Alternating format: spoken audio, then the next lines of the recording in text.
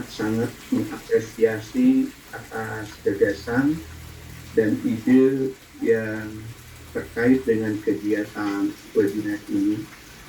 Karena webinar ini adalah bagian dari sebuah keharusan atau keniscayaan bagi rekan-rekan guru yang harus dan terus meningkatkan kompetensinya. Manakala guru tidak apresiatif terhadap peningkatan kompetensi, maka sesungguhnya kita telah kehilangan ruh, ya. Sebab bagaimanapun anak-anak kita akan sukses harus diawali dulu dari diri yang sukses. Anak-anak akan memiliki nilai-nilai akhlak yang baik, tentunya juga ini harus ditopang dan didukung oleh guru-guru yang memiliki nilai-nilai dan karakter yang baik. Oleh karena itu, posisi menjadi seorang guru amatlah sangat strategis, ya, dari dulu hingga saat ini. Kita yakini bahwa anak-anak yang hebat pasti lahir dari guru yang hebat. Seorang politikus yang hebat itu minimal pernah berinteraksi atau dilahirkan dari pemimpin kadernya yang hebat. Oleh karena itu, agar kita mampu melahirkan generasi yang lebih hebat, tentunya harus diawali dari guru yang hebat. Kita harus khawatir generasi mendatang lebih jelek daripada generasi yang saat ini. Seperti yang disinyalir dalam surat An-Nisa ayat 9, A'udzubillahi minasyaitonirrajim, Bismillahirrahmanirrahim. Waliyahsyal ladina law taraku min khaufihim dzurriyyatan bi'afa. Hendaklah kita takut meninggalkan generasi pasca kita itu generasi yang diapa, generasi yang lemah. Oleh karena itu, salah satu hal yang harus kita miliki bagaimana kita mempersiapkan generasi mendatang setelah kita itu generasi yang kuat, dan salah satunya harus diawali dari diri yang kuat. Bapak dan Ibu yang saya hormati, menyikapi perkembangan dunia pendidikan saat ini sangat luar biasa. Terjadi sebuah perubahan yang sangat eksponensial. Kadang-kadang detik, hari, bulan, waktu. Pokoknya sekarang perubahan regulasi saat ini berbeda dengan dulu mungkin ketika saya tahun 90-an pertama kali menjadi seorang guru. Kadang-kadang perubahan regulasi ini mungkin tidak secepat seperti sekarang. Kadang-kadang saat ini, ya, saya mungkin sebagai yang dituakan di KCD 11, betapa sulitnya hari ini bagaimana mengikuti perkembangan aturan-aturan yang berlaku. Baru kita baca saja saat ini, baru tadi membaca, sudah muncul aturan baru pada siang hari ini, pada malam hari, pada esok hari. Oleh karena itu, ini menjadi sebuah keharusan bagi guru hari ini untuk senantiasa updating dengan perkembangan informasi. Manakala guru hari ini tidak update dan tidak adaptif dengan perubahan informasi, maka sesungguhnya kita hari ini telah kehilangan. Nah, salah satu hal barangkali yang patut Bapak Ibu pelajari hari ini telah terbit salah satu Dirjen, ya, GTK nomor 7607 tahun 2023, bahwa ada sebuah keharusan yang dimiliki oleh guru dan akhirnya guru akan dinilai melalui semacam rencana hasil kerja. Nah, pasal 12 kalau saya sampaikan pada forum ini adalah bahwa rencana hasil kerja itu harus mampu menghasilkan meningkatkan praktek pembelajaran melalui observasi kinerja dalam melaksanakan tugas pokok. Nah, observasi kinerja ini tentunya akan dilakukan oleh atasan Bapak Ibu sekalian, yaitu Bapak Kepala Sekolah, atau juga mungkin bisa mewakilkan pada kami sebagai pegawai sekolah. Yang kedua adalah meningkatnya kinerja satuan pendidikan. Nah, meningkatnya karir guru. Meningkatnya satuan pendidikan ini juga merupakan bagian daripada tugas dan peran ibu sebagai guru, anak ibu dan bapak guru adalah berada di dalam institusi atau lembaga tersebut. Kemudian tersusunnya kurikulum operasional satuan pendidikan sebagai acuan dalam peningkatan pembelajaran. Ada yang kadang-kadang kita sering melupakan kaitan dengan kurikulum satuan pendidikan atau kurikulum operasional yang saat ini mungkin pengembangan dari KTSP. Ya, banyak hal yang kita rasakan hari ini, kasus-kasus yang terjadi di sekolah sering bermasalah berkaitan dengan persoalan hukum. Salah satunya karena ada beberapa poin yang tidak dicantumkan dalam kurikulum operasional. Jadi kurikulum operasional ke depan ini menjadi sebuah keniscayaan, bukan hanya lihat dari legal standingnya saja, tetapi ini harus menjadi sebuah bagian yang tidak dipisahkan dari kegiatan operasional Bapak Ibu sekalian.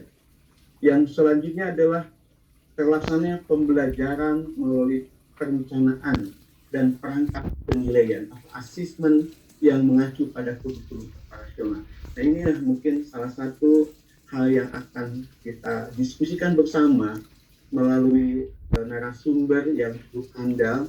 Terima kasih ini telah menghadirkan orang yang betul-betul memiliki kapabilitas terkait dengan penilaian asesmen, dan ini sangat penting di dalam proses pembelajaran di sekolah.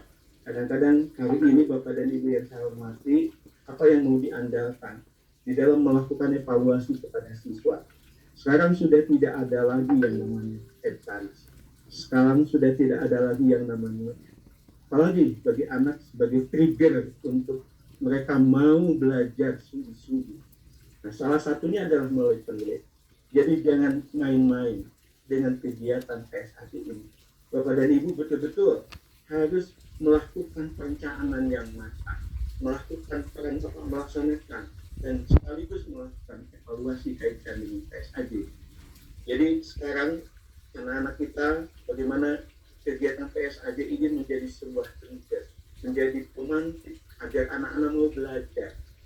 Kadang-kadang saat ini kalau saya lihat anak-anak baru 30 menit, baru 40 menit, ada waktu yang tersedia 120 menit atau 90 menit, mereka sudah keluar.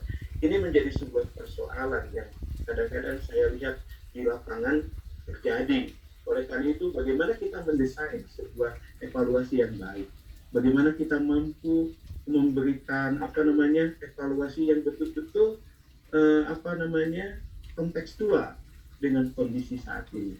Nah, ini adalah bagian dari evaluasi yang harus kita desain agar evaluasi itu betul-betul dirasakan dan bermanfaat bagi anak-anak kita, sekaligus sebagai bahan refleksi bagi kita sebagai seorang guru.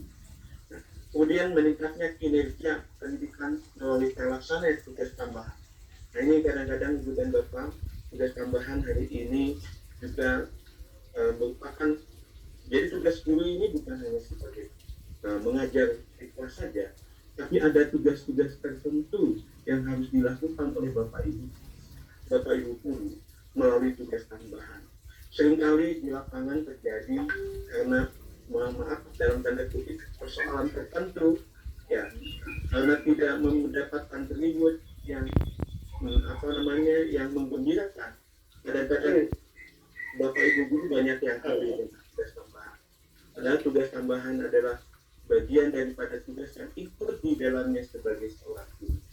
Bapak dan Ibu yang saya hormati, kami berharap mudah-mudahan kegiatan yang digagas oleh kegiatan webinar yang digagas oleh MGF ini menjadi bagian yang betul-betul mampu menjadi penyemangat di dalam melakukan kinerja kita. Kadang-kadang ya kita terus terang saja dalam kehidupan sehari-hari, ya seringkali kita kadang-kadang lemah, ya sudah melupakan dengan tugas dan kewajiban. Yang kita pikirkan adalah kaitan dengan persoalan hidup atau gaji atau salary, lupa akan kewajiban kita. Insya Allah, mudah-mudahan kita berharap webinar ini mampu meningkatkan kinerja sekaligus kompetensi Bapak Ibu sebagai seorang guru. Tentunya untuk bisa melahirkan guru yang memiliki kompetensi ini tidak mudah. kompetensi yang harus dimiliki oleh seorang guru adalah kemampuan untuk berkolaborasi. Nah, kolaborasinya dalam hal apa? Kolaborasi dalam rangka peningkatan pembelajaran. Melalui apa? Nah, salah satu solusi yang hari ini tengah disupport secara masif oleh pemerintah melalui kegiatan MGMP, mungkin dalam istilah terminologi hari ini dikenal sebagai komunitas belajar. Jadi komunitas belajar itu apa? Ya, kalau saya lihat dan baca di dalam definisi yang dikeluarkan oleh Kemdikbud, bahwa komunitas belajar itu adalah sekelompok pendidik dan tenaga kependidikan yang belajar bersama dan berkolaborasi secara berkelanjutan. Jadi kuncinya adalah belajar bersama dan berkolaborasi secara berkelanjutan.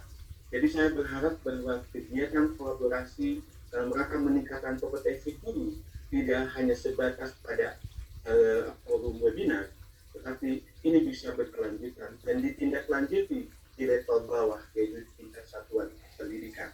Untuk apa? Ya, dampaknya adalah agar peningkatan hasil belajar menjadi semakin meningkat. Bapak dan Ibu yang saya hormati, ya, ada sebuah teori yang dalam teori profesional learning community ini yang digagas oleh Richard Foucault, bahwa ada 3 ide besar ya dalam membangun komunitas belajar. Yang pertama, komunitas belajar dalam hal ini adalah forum MGMP atau MGMP yang dilaksanakan di satuan pendidikan. Pertama harus berfokus pada pembelajaran. Jadi ini pokoknya yaitu pada fokus pada pembelajaran. Jadi saya sepakat dengan apa yang disampaikan oleh Ketua Forum Pak Hamid, bahwa kegiatan webinar ini bukan hanya ingin mendapatkan hanya sekedar sertifikat, melainkan bagaimana kegiatan webinar, bagaimana peningkatan kegiatan yang dilakukan oleh Bapak Ibu dalam berbagai media saat ini mampu membangkitkan, mampu meningkatkan pada proses pembelajaran. Yang kedua, MGMP ini atau Komdaglik ini harus betul-betul mampu membudayakan kolaborasi dan tanggung jawab kolektif. Bapak dan Ibu yang saya hormati, tidak ada manusia yang sempurna. Dan sempurna adalah apabila kita saling mengisi satu sama lain. Kita bisa mengisi satu sama lain melalui salah sebuah forum yang dikenal hari ini sebagai Kombal, atau dulu mungkin MGMP bagian daripada Kombal. Oleh karena itu, Ibu dan Bapak bergabung dalam Kombal, bergabung dalam GMP hari ini merupakan sebuah keniscayaan. Yang selanjutnya adalah hal yang tidak boleh dilupakan dalam membangun sinergitas dalam melakukan aktivitas komunitas belajar atau di MGMP. Kita harus senantiasa berorientasi pada pembelajaran ini. Nah, ini hal yang penting yang barangkali harus menjadi sebuah catatan bagi Bapak dan Ibu. Tentunya Bapak dan Ibu, persoalan ini bukan hal yang baru, tapi saya hanya mengingatkan saja bahwa tugas pokok kita adalah pada proses pembelajaran agar pembelajaran bisa lebih meningkat. Terima kasih yang telah mengapresiasi, dan saya yakin bahwa hanya KJD 11 ini yang mampu melakukan aktivitas semacam ini, dan ini adalah bagian daripada kelanjutan dari juknis yang telah dibuat oleh KJD 11 kaitan dengan PSAG, bahwa salah satu rentetan kegiatan yang harus dilakukan adalah di samping Ibu dan Bapak menyusun soal, Bapak dan Ibu juga diawali dengan harus penyusunan kisi-kisi. Nah, kisi-kisi yang akan dibuat rekan perwakilan oleh rekan-rekan MGMP ini betul-betul Bapak dan Ibu harus terjemahkan, diimplementasikan, sehingga penyusunan soal-soal itu betul-betul soal-soal yang dipertanggungjawabkan secara validitas dan reliabilitasnya. Barangkali demikian yang bisa saya sampaikan Bapak dan Ibu yang saya hormati. Selamat berjuang, selamat bekerja, selamat melaksanakan aktivitas, dan saya menghargai sekalipun Bapak dan Ibu dalam kondisi ribut, tapi Bapak dan Ibu masih tetap konsen untuk senantiasa meningkatkan kompetensinya melalui kegiatan webinar ini. Sekali lagi terima kasih dan mohon maaf apabila apa yang saya sampaikan kurang berkenan. Dengan membacakan Bismillahirrahmanirrahim. kegiatan webinar penyusunan visi misi dan kaidah pembuatan soal PSAJ SMA tahun 2024 di KCD 11 saya buka secara resmi.